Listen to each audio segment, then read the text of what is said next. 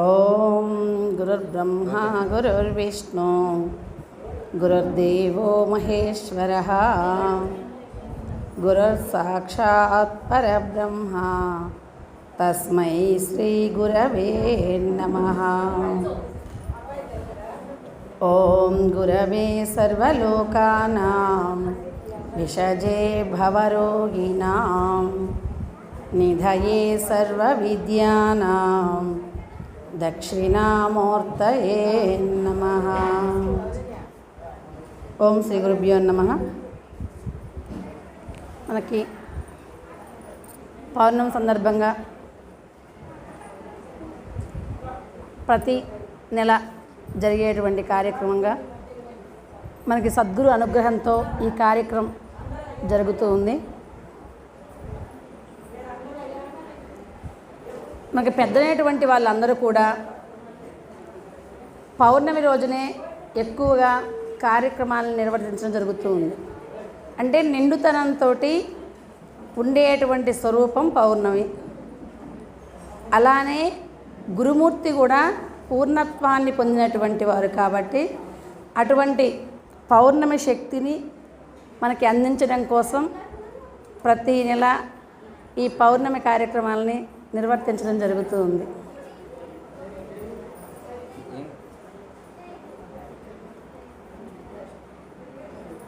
లోకంలో ఎన్నో విద్యలు మనం చూస్తూ ఉన్నాం. అన్ని విద్యల కంటే కూడా ఆధ్యాత్మిక విద్యే చాలా గొప్పదైనటువంటిది. మామూలుగా పూజ, జపం, ధ్యానం, వ్రతం వీటన్నిటికంటే కూడా జ్ఞానం విశేషమైనది అని మనకి పరమాత్మ చెప్పడం జరిగింది.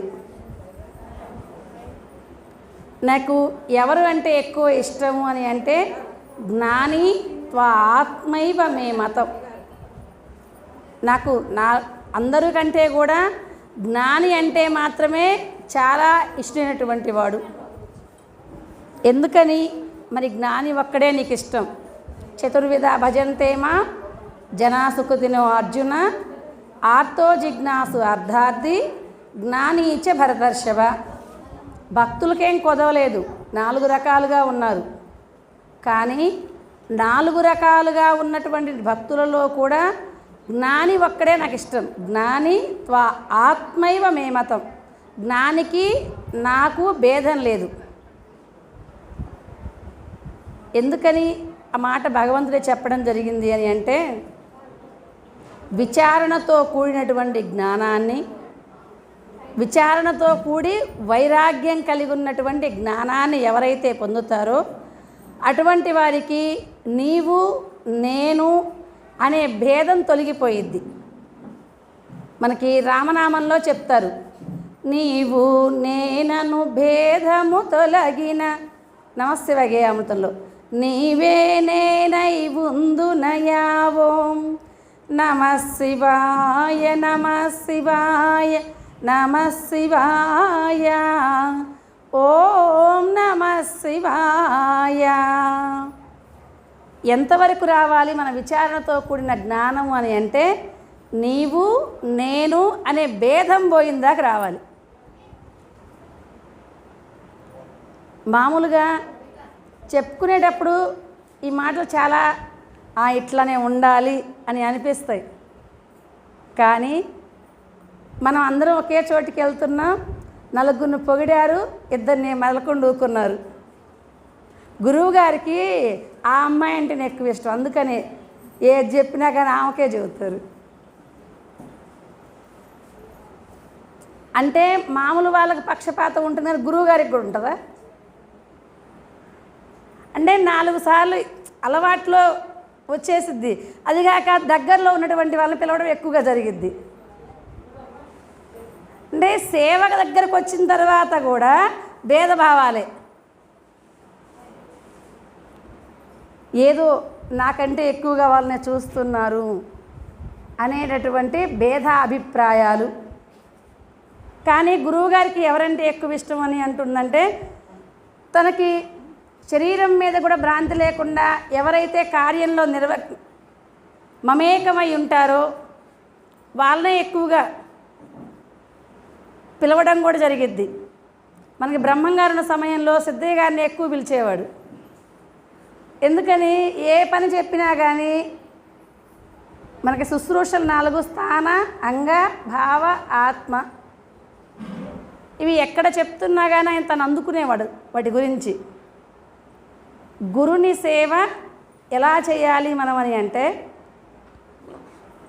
మమేకమై చేసేటువంటి శిష్యుణ్ణి నిదట్లో కూడా గురువుగారి పేరు పిలవడం జరిగిద్ది. ఎందుకని అంటే వాళ్ళు ఆ తత్వంలో లీనమైపోయి ఉన్నారు. గురువుగారు ఇక్కడ పనమ్మా అంటే ఇక ఇల్లు, తన ఒంటి సుఖం ఏది పట్టకుండా వచ్చేసేసేటువంటి వారు కొంతమంది ఉంటారు. అటువంటి వారిని ఎక్కువగా పిలవడం జరిగిద్ది. వాళ్ళ పేరే మనం ఏదైనా చేస్తున్నా కానీ పలానా వాళ్ళు మాత్రం బాగా చేస్తారండి, మమేకమైపోయి ఉంటారు.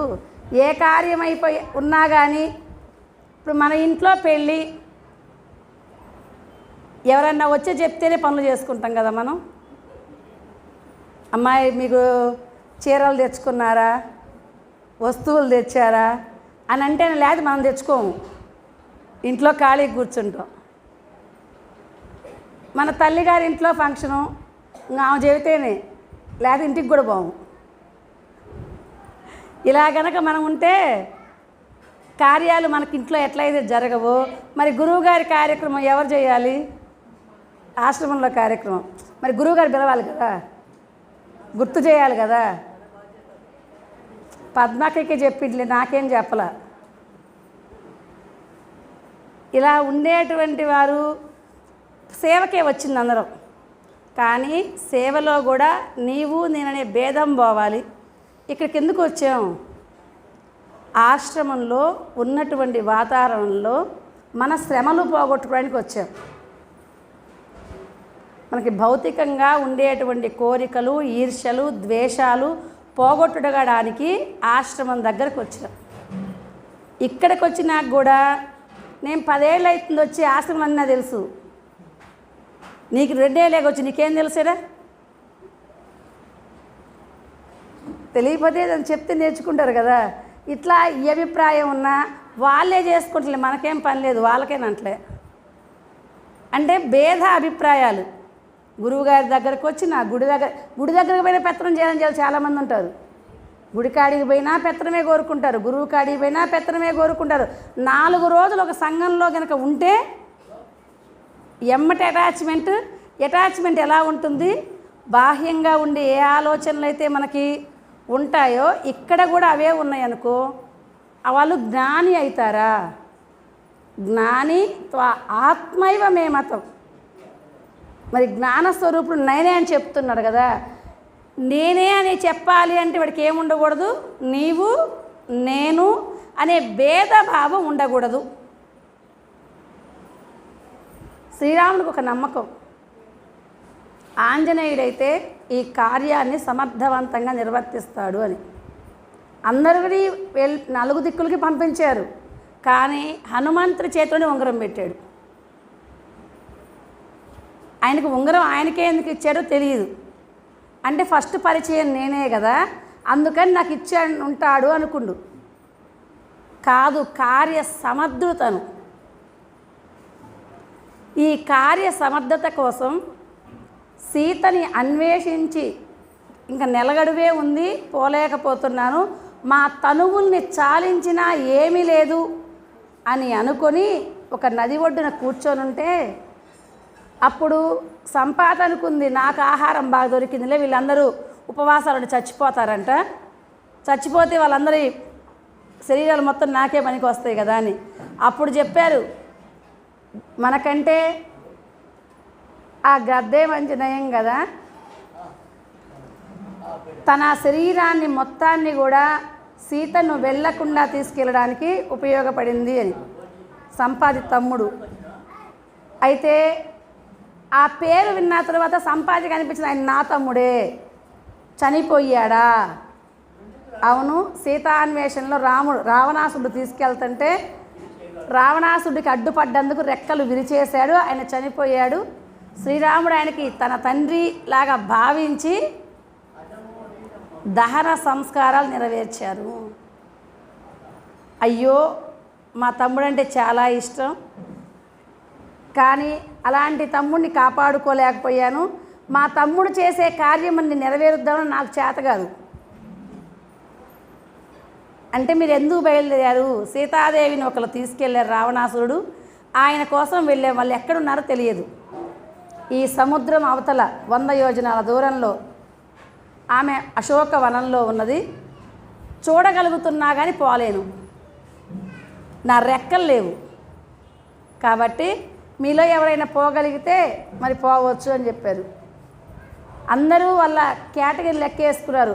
నేను ఇంత దూరం వెళ్ళగలను కానీ వస్తాను రాలేను. జాంబవంతుడు చెప్పాడు, నేను 100 యోజనాల దూరం వెళ్ళగలుగుతాను కానీ రాలేను. ఎందుకని అంటే వృద్ధాప్యం, మళ్ళీ అక్కడి నుంచి దాకా లంఘించగలుగుతా అంటే ఏమో చెప్పలేను. అంగదుడు వెళ్ళాలి అనుకున్నాడు, మాకు యువరాజుగా ఉంది నువ్వు పోవడానికి వీల్లేదు. మరి ఎవరు వెళ్తారు? ఆంజనేయుడు తర్జన పడుతుండు, నాకు శక్తి లేదు కదా, నేను ఎలా వెళ్ళగలను అని. కార్యసాధకులు మొత్తం ఆంజనేయులే. ఎందుకని అంటే ఆంజనేయుడికి ఎలాగైతే తనకు తెలియకుండానే కొన్ని శక్తులు ఉన్నాయో మనలో కూడా జీవో దేవో సనాతనః, సనాతనంగా వచ్చేటువంటి వాడు ఈ జీవస్వరూపుడు. కాబట్టి మన భూత భవిష్యత్ వర్తమానాలను గ్రహించేటువంటి శక్తి మన మైండ్ ఆలోచనలకు ఉంది.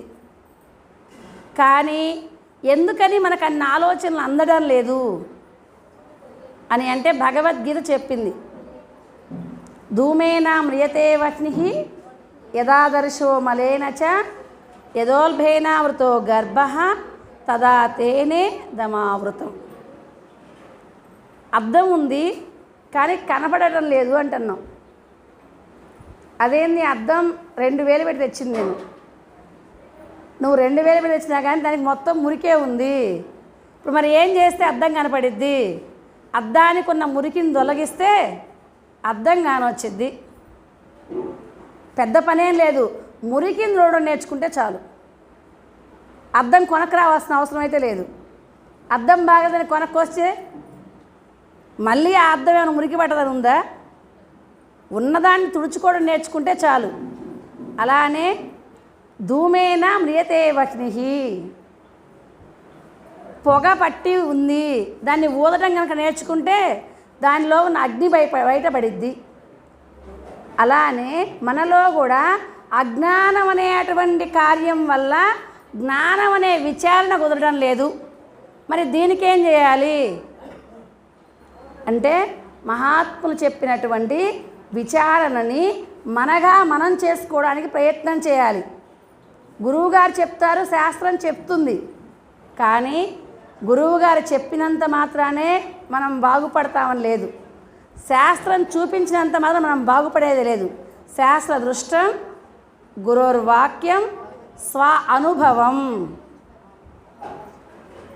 శాస్త్రంలో చెప్పిన దాన్ని గురువుగారు చూపిస్తే ఇలా ఉంటుందమ్మా అని, కానీ అనుభవించేసరికల్లా అది పూర్తిగా మనమే మమేకం కావాలి. అందుకే భగవద్గీత ఉద్ధరేదాత్మనాత్మాన ఆత్మానం అవసాదయేత్, నిన్ను నువ్వే ఉద్ధరించుకోవాలి. ఎందుకని అని అంటే మనలో నుంచే అనేక రకాల సంకల్పాలు బయటికి వచ్చి మనల్ని ఇబ్బంది పెడుతున్నాయి. కాబట్టి ఆ సంకల్పాలకు మూలమైనటువంటి దాన్ని విచారణ చేసి నేను దేహం కాదు దేహిని అనేటటువంటి జ్ఞానం మనకి కలిగిన రోజున ఈ ఉన్నటువంటి సంసారం కానీ పిల్లలు కానీ మనకి ఇబ్బందిని మాత్రం చెయ్యవు. ఇలా విచారణ చేయగలిగేటువంటి శక్తి ఆంజనేయుడికి ఒకరికి చెప్తే వచ్చింది. హనుమంత, నీకు చాలా శక్తి ఉంది, కానీ నువ్వు దూకపోవడం కారణం నీకు పూర్వం నీ శక్తుల మొత్తాన్ని కూడా మహర్షి శాపం వల్ల వెళ్ళిపోయాయి. ఇదిగో నువ్వు చిన్నప్పుడే సూర్యుని పట్టుకోగలిగా, సూర్యుని పండుగ మింగగలిగా, నీ శక్తి ఇంతటిది అని చెప్తే అప్పుడు 100 యోజనాల లంకని దాటగలిగాడు. దాటేటువంటి ప్రయత్నంలో ఎన్నో అడ్డంకులు వచ్చాయి. కార్య సాధకునేటువంటి వారికి అడ్డంకులు చాలా వస్తాయి. అడ్డంకులు రావు అనే మాట అబద్ధం, వచ్చింది. ఎందుకని అంటే ఆయన వెళ్తూ ఉంటే మైనాక పర్వతం లేచింది. ఇది చుట్టం చూపు. నువ్వు వెళ్తున్నావు కదా, చాలా దూరం ఉంది కదా, మీ నాన్న నా రెక్కల్ని కాపాడబట్టి పూర్వం పర్వతాలు అడ్డంగా ఉండి సూర్యుడు రాలేకపోతున్నాడని ఇంద్రుడు మొత్తాన్ని రెక్కలు ఖండించేశారు. కానీ వాయుదేవుడు నన్ను సముద్రంలో పెట్టి నా రెక్కలు రక్షింపజేయగలిగాడు. కాబట్టి హనుమంత నా కాడికి వచ్చి కొంచెం విశ్రమించువయ్యా అని అడిగాడు. అంటే నువ్వు ఇంతగా వచ్చి నన్ను చేరినందుకు, కోరినందుకు నీ మీద అడుగు పెడతాను, కానీ కార్యం చాలా ఉంది, దాన్ని సాధించాలి అంటే విశ్రమించితే కుదరదు. గడువు తక్కువ ఉంది, కార్యం చాలా విస్తారమైంది. అలానే సంసార సుఖాలు కూడా మనల్ని ఆవేశిస్తూ ఉంటాయి. ఏమైంది ఇప్పుడే, నీకు ఎంత వయసు అయిపోయింది, 60 ఏళ్ళు వచ్చినాక 80 ఏళ్ళు వచ్చినాక ఎప్పుడో కూర్చొని భగవన్నామం అంటే సరిపోయిద్ది, ఇప్పుడే అక్కడ దాకా ఎందుకు, అన్నీ అనుభవించవద్దా అని చెప్పి ఈ చుట్టాలు మన స్నేహితులు మొత్తం అడ్డం వస్తూ ఉంటారు. ఎప్పుడు చేయాలి భగవన్నామం? 60 ఏళ్ళన రావాలి, లేతే 80 ఏళ్ళన రావాలి. ఎందుకని అప్పుడైతే కాళ్ళు కదలవు, కళ్ళు కాని రావు, చెవులు వినపడవు, ఇంక రెండో పనేం లేదు కదా, ఇంక భగవన్నామం అనుకోవటమే. అప్పటిదాకా కొడుకులకి, కోడళ్ళకి, కూతుర్లకి, మన చుట్టాలకి అన్ని సేవలు చేసి పెట్టాలి. తర్వాత ఇది మనం సేవ చేసి పెట్టి మనకు సేవ చేసి పెట్టాలి కదా. అందుకని వాళ్ళు మాట్లాడితే డిస్టర్బెన్స్ అయిద్దని అప్పుడు మాత్రం రామనామం అనుకోమంటారు. అది డిస్టర్బెన్స్ అయితే, లేకపోతే వాళ్ళు పదే చేయగలిగితే అప్పుడు కూడా ఏం వదిలిపెట్టరులే. కానీ వాళ్ళు మాట్లాడే మాటలు డిస్టర్బెన్స్ అవుతూ ఉంటాయి. 40 ఏళ్ళు 20 సంవత్సరాలు అలాంటప్పుడు కనుక మేము గురువు దగ్గరికి వెళ్తామంటే, గుడి దగ్గరికి వెళ్తామంటే అంత విచిత్రంగా చూడరులే. గుడికి పాపం వెళ్ళాలని చెప్తారు ఎవరైనా, కానీ గురువు దగ్గరికి వెళ్తామంటే మాత్రం ఊరుకోరు. ఎందుకని? గురువు కాడి ఆయన కూడా మనలాగా మనిషేగా, ఏముంది ఆయనకి, ఆయన కూడా అన్నమే తింటాడుగా. ఆయన ఏమన్నా తింటే ప్రత్యేకంగా అనుకోవచ్చు, ఆయన కూడా అన్నమే తింటాడంట పాపం. ఆయనకు కూడా పెళ్ళా ఉందంట, మరి వాళ్ళ కాడివే మనం చేసేది ఏంది అంటే, గురువుని కూడా నరుడిలాగే చూస్తారే తప్ప గురునిలో ఉన్నటువంటి శివస్వరూపాన్ని గుర్తించే వాళ్ళు చాలా తక్కువ. కానీ గురువు దగ్గరికి ఎప్పుడు చేరాలి, ఏ వయస్సు మంచిది అని అంటే, మనకి ప్రహ్లాదుడు, ధ్రువుడు, మార్కండేయుడు, ఈ మహాత్ములు మొత్తం కూడా చూపించారు. సావిత్రి, మనకి కుంతీమాత, వీళ్ళంతా కూడా గురువుని ఎప్పుడు చేరాలి అనేటువంటి మాట మనకు చూపించారు. గురువుని చేరడానికి ముఖ్యమైనటువంటి వయస్సు చిన్నతనం. ఎంత తక్కువ వయస్సులో గురువు దగ్గరకు వచ్చి, ఎంత తక్కువ వయస్సులో ఈ ఆధ్యాత్మిక జ్ఞానాన్ని కనుక మనం నేర్చుకోగలిగితే, ఇప్పుడు ఉన్నటువంటి జాడ్యమైనటువంటి వస్తువు ఒక్కటి కూడా బయటికి రావు. తల్లిదండ్రుల్ని ప్రేమించకుండా ఉండడం, ఈర్ష్యాద్వేషాలు పెంచుకోవడం, ఆస్తులు కాడ గొడవలు పెట్టుకొని కోట్లకు పోవడం, అన్నల దమ్ములు తన్నుకోవడం, ఈ జాడ్యం మొత్తం తగ్గిద్ది గురువు కాడికి చిన్నప్పుడు పోతే. ఎందుకని? తమ్ముడికి రాజ్యం ఇస్తాను అని అన్నను అడవికి బొమ్మంటే రాముడు మెదలకుండా వెళ్ళిపోయాడు. అందుకే వాళ్ళు అంత విశ్వాసం ఆయన మీద. తండ్రి రాజ్యం ఇస్తానని చెప్పినప్పటికీ అడవికి బొమ్మంటే వచ్చారట. ఇంత మహనీయుడికి ఒక్క రోజున మనం సేవ చేయలేకపోతే ఎలా అని చెప్పి వానర సైన్యం మొత్తం సేవ చేసింది. గుహుడు వెళ్తూ ఉంటే, నీలాంటి మహనీయుడు మాకు ఎక్కడ దొరుకుతాడు, ఒక మాట మీద పాలన చేసే ఆయన నా పడవలోకి ఎక్కవయ్యా అని ప్రార్థించాడు. మీ తండ్రి రాజ్యం ఇవ్వకపోతే మళ్ళీ నా రాజ్యాన్ని ఇస్తా, నాది నిషాద రాజ్యం, నా రాజ్యాన్ని నువ్వు పాలించవయ్యా అని అడిగాడు. అయితే మా నాన్న రాజ్యం నువ్వు ఇస్తే తీసుకుంటాలే అని రాముడు అనలా. మా నాన్న నన్ను చెయ్యమన్నటువంటిది అరణ్యవాసం.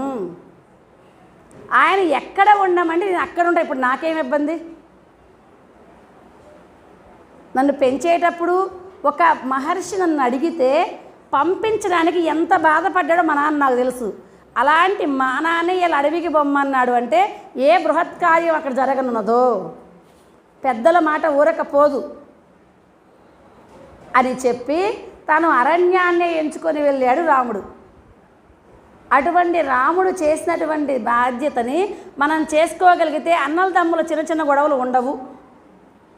ఇక్కడ అరెకరం కాడ గొడవ పెట్టుకుంటారా? మొత్తం ఆస్తి కాడే గొడవ పెట్టుకున్నటువంటి వాళ్ళని చూసిన తర్వాత అరెకరం కాడ 5 సెంట్లు కాడ 10 లక్షల కాడ 4 సెంట్లు బంగారం కాడ గొడవ అసలు పెట్టుకోరు. కుంతీదేవి ధర్మరాజులను చూస్తే యతో ధర్మ తతో జయ. గురువుగారు ఎప్పుడు చెప్తూ ఉంటారు, యతో కృష్ణ తతో జయ, యతో ధర్మ తతో కృష్ణ, యతో కృష్ణ తతో జయ. ఎక్కడ ధర్మం ఉంటే అక్కడ కృష్ణుడు ఉంటాడు, ఎక్కడ కృష్ణుడు ఉంటే అక్కడ జయం ఉంటుంది. ఈ మాట ఎవరన్నారు? వాళ్ళ తల్లే చెప్పింది. ఆశీర్వదించి మాకు మేము గెలుస్తామని ఆశీర్వచనం చెయ్యమ్మా అంటే గాంధారి చెప్పింది, ధర్మం ఉన్న కాడ కృష్ణుడు ఉంటాడు, కృష్ణుడు ఉన్న కాడ జయం ఉంటుంది అని. అంటే అంత తేలిగ్గా లేదు.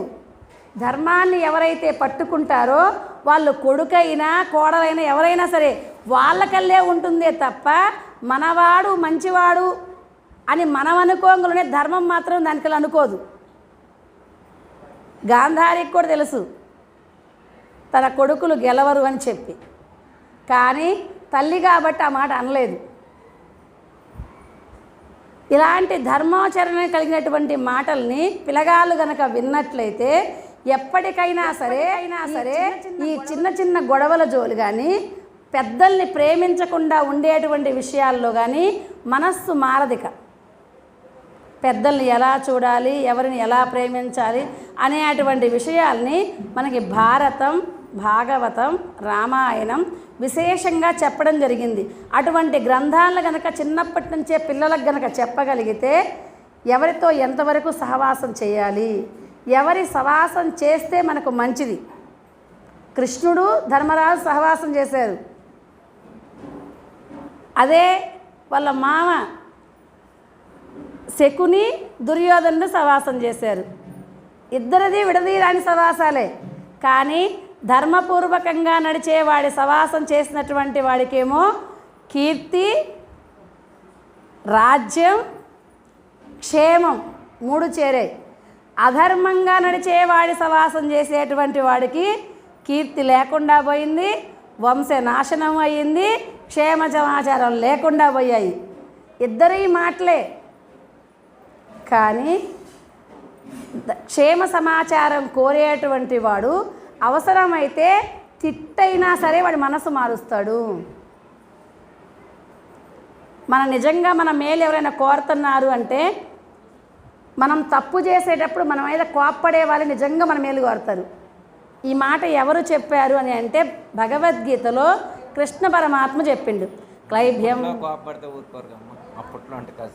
ఇప్పుడు కూడా ఊరుకుంటాను ఆయన, కాకపోతే కొంచెం టైం పట్టిద్ది, ఆ టయాన్ని చూస్తాను అనమాట.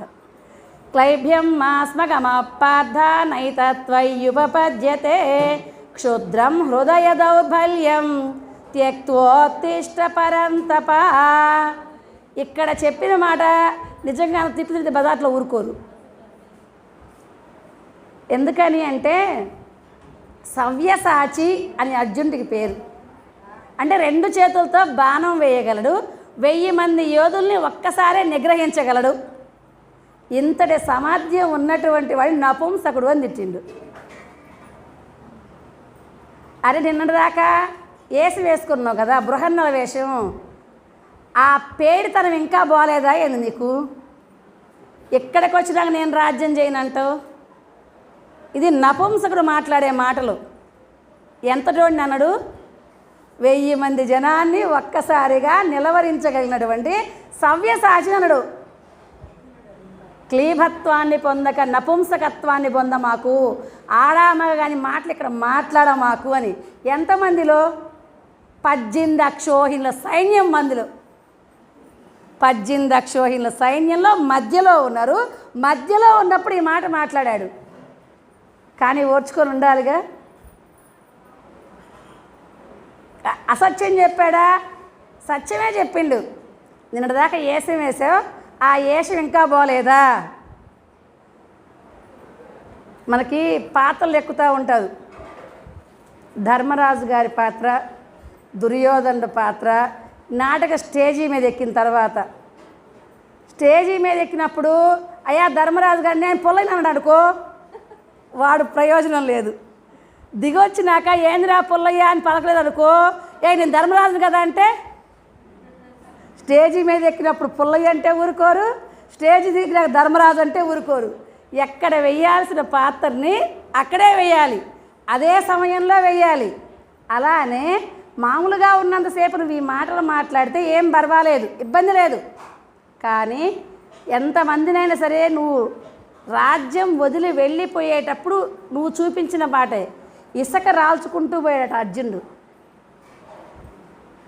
ఏంటి ఇసుక రాల్చుకుంటూ అర్జునుడు పోయినటువంటి విషయం అంటే, ఈ సైన్యాల మొత్తాన్ని ఇసుక రాల్చి చంపేస్తా అని పోయిను.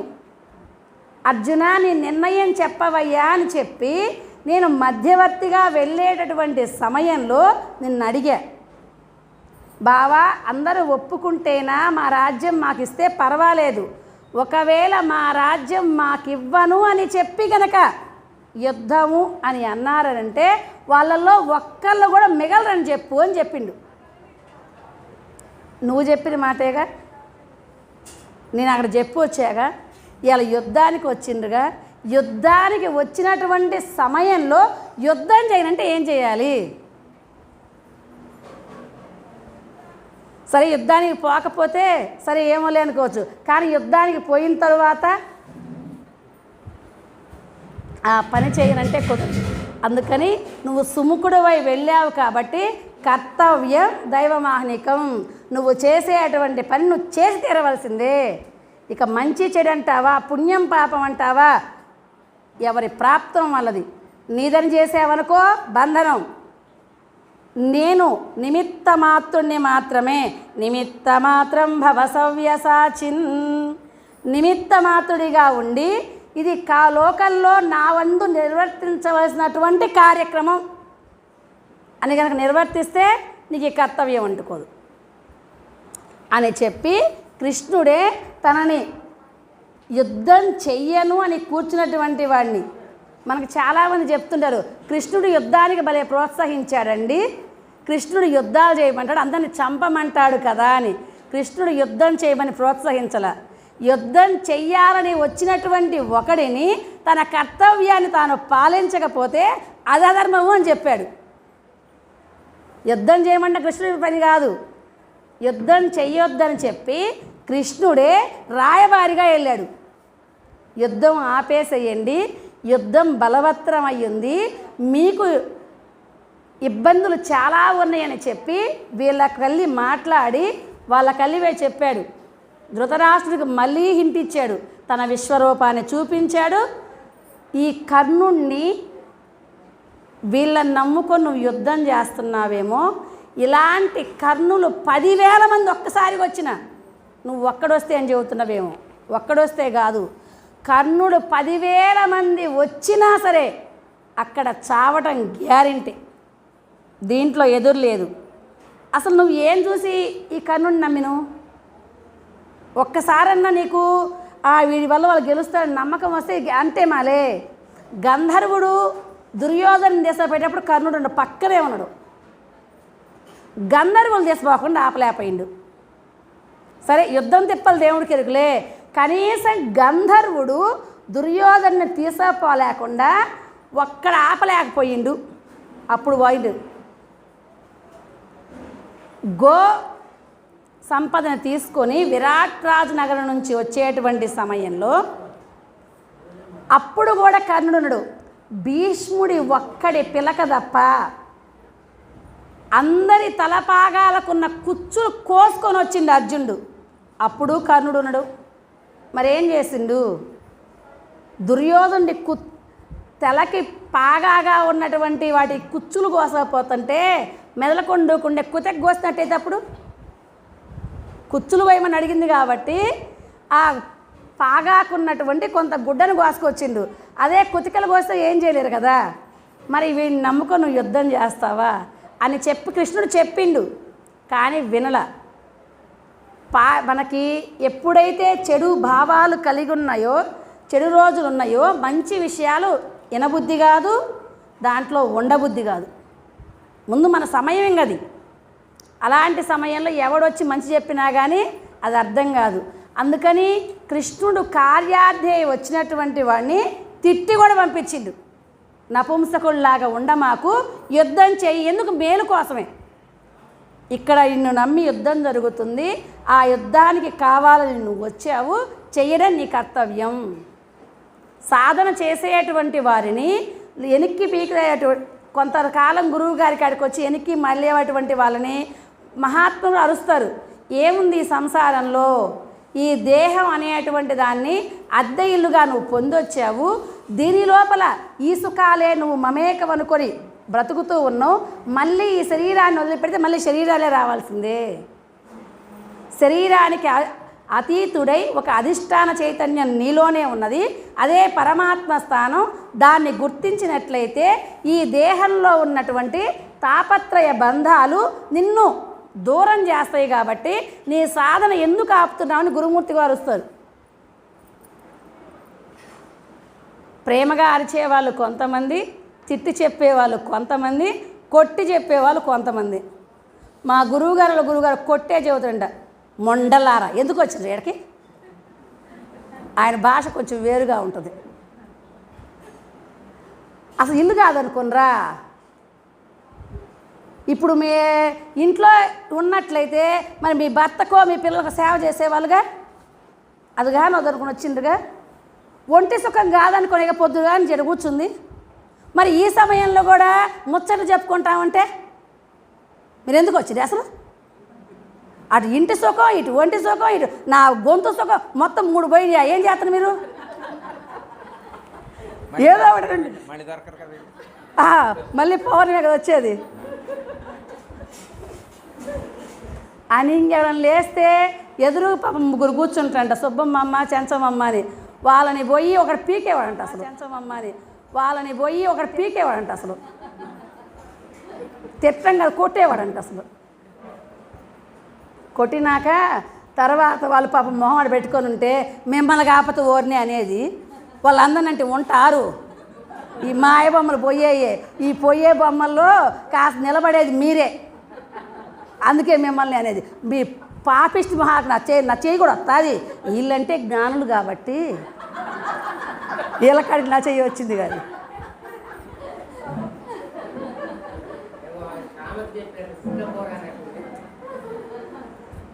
బ్రహ్మానందరెడ్డి గారు అనేటువంటి ఒక గురువు గారు ఉండేవాడు. ఆయన కాడికి 300 సంఘం అంట. ఆ సభ రోజుకి 3 గంటల సేపు ఉపన్యాసం. వచ్చి కూర్చుంటుందంట. ఒక ఆయనకంట మనలో చాలామందికి ఇట్లా టూపి అలవాటు ఉంటుంది, కాలు ఊపి అలవాటు ఉంటుంది. కొంతమందికి బాచా పట్లు వేసుకొని కూర్చుంటారు, కానీ ఈ కాలు ఇట్లా తూగుతుంటుంది. చెప్పిండంటే ఏయ్ కాలు ఊపు మాకు. పాపం గురువుగారు చెప్పిండు. కాసేపు ఆగిందంట. మళ్ళీ రొటీనేగా మళ్ళీ ఊపుతుందంట. మళ్ళీ రెండోసారి చెప్పిండంట, రేయ్ చెప్పేది నీకు కాదా కదకుండా. అప్పుడు ఆగిందంట. మూడోసారి కూడా ఊపుతుందంట. పావుకోళ్ళు అంట పాపం ఉండేటప్పుడు ఈ కాదు కట్టే పావుకోళ్ళు తీసుకొని ఇసిరేసిందంట. బొట్టినేలు తగిలిందంట. కళ్ళమ్మటి నీళ్ళు వచ్చి నా కొడక మళ్ళీ ఆడేదంత. నిన్ను ఇలా కూర్చోవడం దప్పల. కళ్ళమ్మ నీళ్ళు ఎత్తే ఊరుకోడు. అట్లా కూర్చుని నాకు తర్వాత అప్పుడు వచ్చి చెప్పేవాళ్ళు లేక లోకం చెడిపోతుంది. బ్రహ్మం గురించి, దేహతత్వం గురించి, దేహంలో ఉన్న విచారణ గురించి, ఈ దేహానికి మనం ఎందుకు వచ్చాము అనేటువంటి విషయాన్ని గురించి చెప్పేవాళ్ళు లేక లోకంలో చెడిపోతున్నారు. చెప్పే వాళ్ళ దగ్గరికి ఎట్లా వచ్చారు? ఎందుకు వచ్చిండ్రు? జన్మ పావనం చేసుకుందామనేగా. ఈ వచ్చిన దాంట్లో ఇంద్రియాలు కుదరట్లా. ఇంద్రియ సంయమనమే లేకపోతే ఆయన కాల ఇంద్రియాలకు అధిష్టానమైంది మనస్సు. అది అసలు కానీ వచ్చిద్దా? ఈ మనస్సుతోనే అధిష్టానమైనటువంటి ఆత్మని పట్టుకోవాలి. ఇంకా అదెంత నిశ్చలంగా ఉండాలి. ఇంద్రియాని పరాణ్యాహు ఇంద్రియేభ్య పరం మనః మనసస్తు పరాబుద్ధి ఏ బుద్ధే పరదస్తు సహా. ఇంద్రియాలు ఇక్కడ పైన ఉన్న ఇంటల్లా, లోపల మనస్సు ఉంటుందా? కాస్త చెప్పగలిగే వాటికే నువ్వు చెప్పలేనప్పుడు లోపల ఉన్నదాన్ని ఎలా వినిపించగలుగుతావు? చెప్పేటువంటిది ఎక్కడి నుంచి తీసుకొస్తున్నారు? ఎన్ని రోజుల శ్రమ, ఎంత కష్టపడుతున్నారు. ఈ దేహాలు ఉంటాయా? ఈ దేహాలు ఉండవుగా. మరి ఉండనటువంటి దేహాల్లో మనం ఉన్నాం, చెప్పేవాడు దొరకడం కష్టం. అలాంటి వాడు దొరికినప్పుడు ఇంద్రియాలను వినిపించలేకపోతే మీరు ఏం వింటారు? ఆయనకలు ఏం బాగుపడతారు అని చెప్పి కొడితే పాపం ఇంకా ఆయన కళ్ళమ్మ నీళ్ళు పటపడొచ్చి దగ్గర ఇంకేం అనలేదంట. తర్వాత ఇంక పోయిన తర్వాత అప్పుడు గురువుగారు వచ్చిన తర్వాత మా గురువుగారిని తీసిపోయినంట ఆయన. ఏం నేనయ్యా మా గురువుగారు చెప్పు తీసుకొని కొట్టింది అని. మహానుభావుడయ్యా ఒక కాలునే కొట్టిన రెండో కాలు కూడా కొడితే పోయేది. ఈ ఇంద్రియాలు అంత తేలిగ్గా ఎవరికి వినవు. నిజంగా ఆయన అంత కండిషన్గా మాకు నేర్పడం వల్లనే ఇవాళ దేహస్థితి ఆత్మస్థితి తెలుసుకొని ఈ దేహాల్లో సుఖాలు దుఃఖాలు లాభాలు నష్టాలు ఏవి కలిగినా కానీ మనస్సు స్థిరంగా ఉండగలుగుతుంది. ఇది నాది కాదు అనేటువంటి భావనతో నిజంగా అలా చెప్పేవాళ్ళు లేకపోతే ఇవాళ మనం ఏం జ్ఞానం నేర్చుకునే వాళ్ళం అని చెప్పి వాళ్ళు ఆనందపడ్డారు. అంటే పూర్వంలో వాళ్ళు ఎక్కువగా పడ్డటువంటి కష్టాన్ని, కష్టపడేటువంటి మనస్సు కలిగినటువంటి వాళ్ళు ఏదైనా సరే కొంచెం లోపం చేస్తున్నటువంటి సమయంలో తిట్టి అరిసి చెప్పారు. సరే ఉండకుండా పోయారు, ఎవరు నష్టపోతారు? ఏదో కృష్ణమూర్తి గారు ఒక మాట అన్నారు అనుకో, మేము గురువుగారిని ఆశ్రమానికి పోము. ఆశ్రమానికి బాబు గురువు గారికి నష్టమా మీకు నష్టమా? నువ్వు ఆశ్రమానికి వచ్చినా రాపోయినా ఆయన లోపల ఉన్నటువంటి శ్రమ లేకుండా ఆయన ఒక్కడ కూర్చొని కూడా ఆయన సాధన ఆయన చేసుకోగలడు. మరి ఒక్కడ కూర్చొని సాధన చేయగలిగినటువంటి వారికి ఇప్పుడు లేచిన దగ్గర నుంచి ఎంత శ్రమ? నిన్న పొద్దుటి నుంచి మళ్ళీ రేపు పగల దాకా ఉంటుంది. ఇది ఎంతమంది ఇంటి మొత్తం ఎవరి కోసం అంటే వాళ్ళ ఇంట్లో వాళ్ళు ధ్యానం చేసుకోలేక, వాళ్ళ ఇంట్లో వాళ్ళు మంత్రం అనుకోలేక, వాళ్ళు హాయి కూర్చోలేక ఏదో మన కోసం పాప ఇంత పెట్టారు.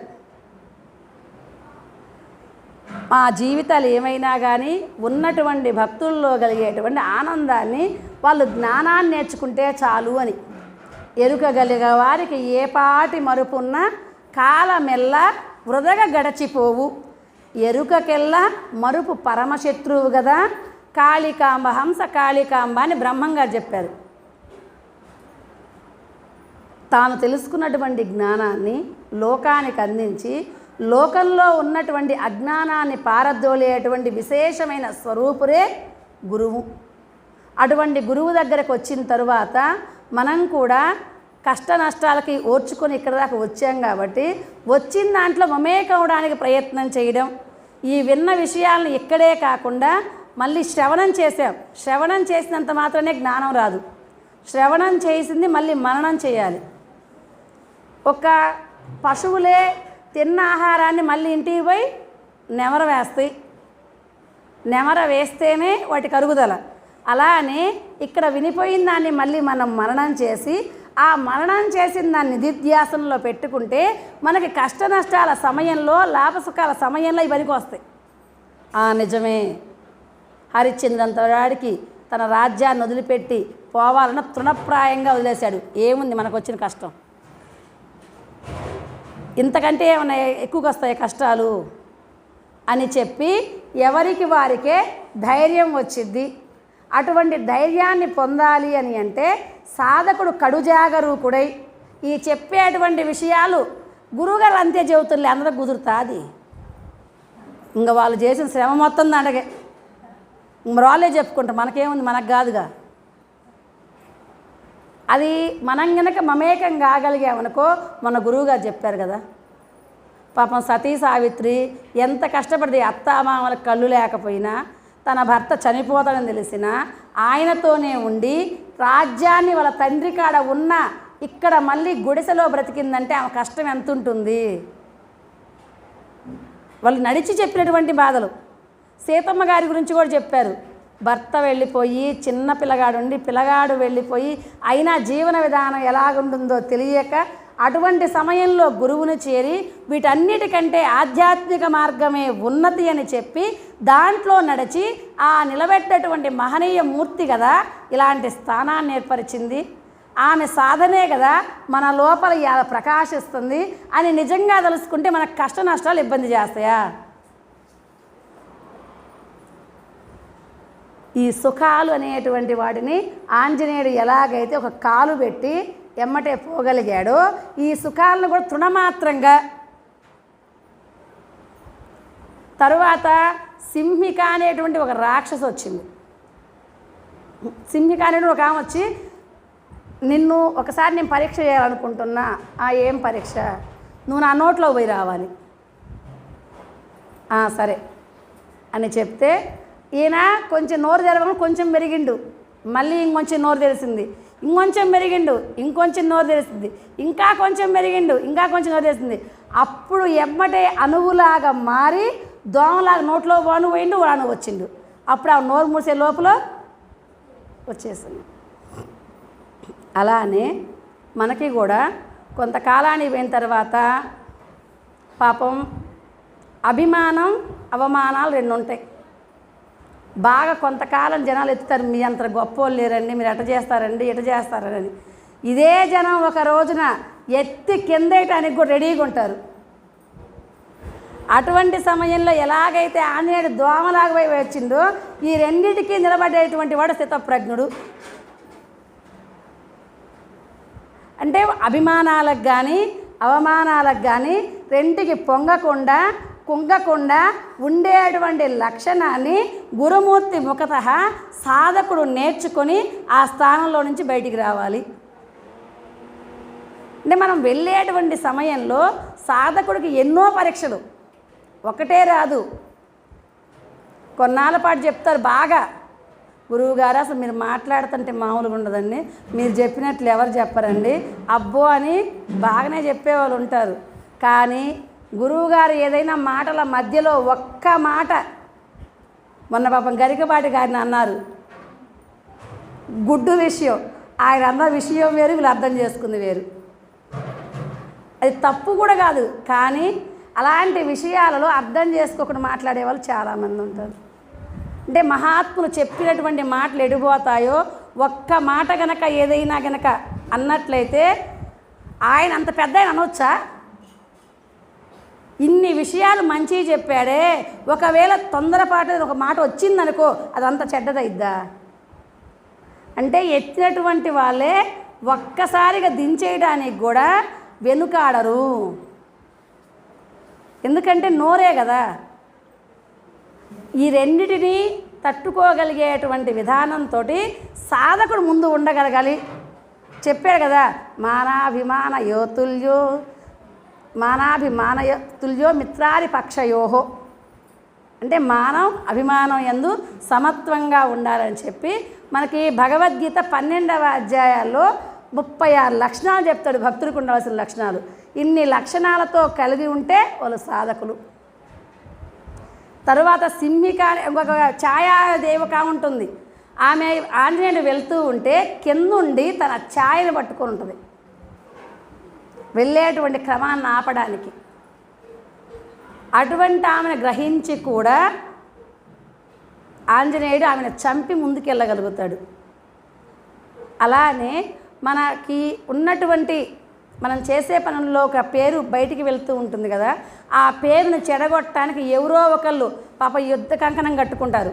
అంటే వాళ్ళ కోసం కాదులే కానీ పరమాత్మే వాళ్ళ రూపంలో వీళ్ళని పరీక్ష చేయడానికి ఒకసారి వస్తాడు. అటువంటి దాన్ని కూడా ఎదుర్కోగలిగి వెళ్ళగలిగేటువంటి విధానం సాధకుల్లో ఉండాలి. ఎందుకంటే సీతాన్వేషణ జరగాలి కదా. ఆ అన్వేషణ సమయంలో సీతని కనుక్కొని రాముడికి చెప్పిందాక పని ఉంది. అలానే మనకి కూడా ఆధ్యాత్మిక సాధనలో లోనున్నటువంటి చైతన్య స్వరూపమైన పరమాత్మని తెలుసుకొని దానిలో మనం నిలవగలిగే సాధన దాకా మన సాధనలో ఎన్ని అడ్డంకులు వచ్చినప్పటికీ వాటిని ఎదుర్కొని దాంట్లో నిలబడగలిగే ప్రయత్నం చేయడమే సాధకుడి లక్షణమని మనకి హనుమంతుడి చరిత్రలో సుందరాకాండ విశేషంగా చెప్పడం జరిగింది. మనం బయలుదేరిన సమయంలో ఫస్ట్ బయలుదేరినప్పుడు ఏ లక్ష్యం అయితే ఉండాలో జ్ఞాత, జ్ఞానం, జ్ఞేయం, ఆ జ్ఞేయాన్ని పొందేటువంటి సమయంలో ఎన్నో అడ్డంకులు వస్తూ ఉంటాయి. వాటిని దాటుకుంటూ వెళ్ళేటువంటి వారికి ఈ జ్ఞానంలో పరమాత్మ ముందుకు నువ్వు ప్రయాణం అయితే మళ్ళీ ఆయన తోడుంటాడు. ప్రయాణం కావడంలోనే విశేషం ఉంది. కాకపోతే ముందు అడ్డంకులు చూపిస్తాడు, ఎదుర్కోగలుగుతామా లేదా అనేటువంటి. అలా ఎదుర్కోగలిగి మనం నడవగలిగినటువంటి సమయంలో గురుమూర్తి ఎప్పుడూ మన తోడే ఉంటాడు. యోగక్షేమం వహామ్యహం, ఆ ఒక్క మాటే గుర్తుండాలి. ఈ వచ్చే పరిసరాల అడ్డంకులు ఏవీ గుర్తుండకూడదు. ఇలా గనక ఉండగలిగితే మన లోపల మన ప్రయాణంలో మనం ఆనందాన్ని పొంది మన స్వరూప స్థితిని మనం అనుగ్రహించడానికి గురుమూర్తి యదా మన తోడే ఉన్నాడు. కాబట్టి ఆ పూర్ణత్వాన్ని పొందడానికి ఈ కార్యక్రమాలని నిర్వహించినటువంటి గురుమూర్తికి, ఆ అవకాశాన్ని ఇచ్చినటువంటి కృష్ణమూర్తి గురువు గారికి, ఈ ఆశ్రమ వాసులందరికీ నా నమస్కారాలు అందజేస్తూ ఓం తత్సత్. అందరికీ జై గురు. మరిన్ని ఆధ్యాత్మిక రహస్యాల కోసం అచల బోధ, ఆత్మబోధ, భగవద్గీత, అలాగే పండుగల్లో దాగిన అర్థాలు, అంతరార్థాల కోసం మరియు యోగము, ధ్యానము మొదలైన అనేక ఆధ్యాత్మిక తెలుగు ప్రవచనాల కోసం క్రింద ఉన్నటువంటి రెడ్ కలర్ సబ్స్క్రైబ్ బటన్ను క్లిక్ చేయండి. అలాగే ప్రక్కనే ఉన్నటువంటి గంట సింబల్ను నొక్కండి. అలాగే ఈ వీడియో మీకు నచ్చినట్లయితే లైక్ చేయండి మరియు షేర్ చేయండి. జై గురు.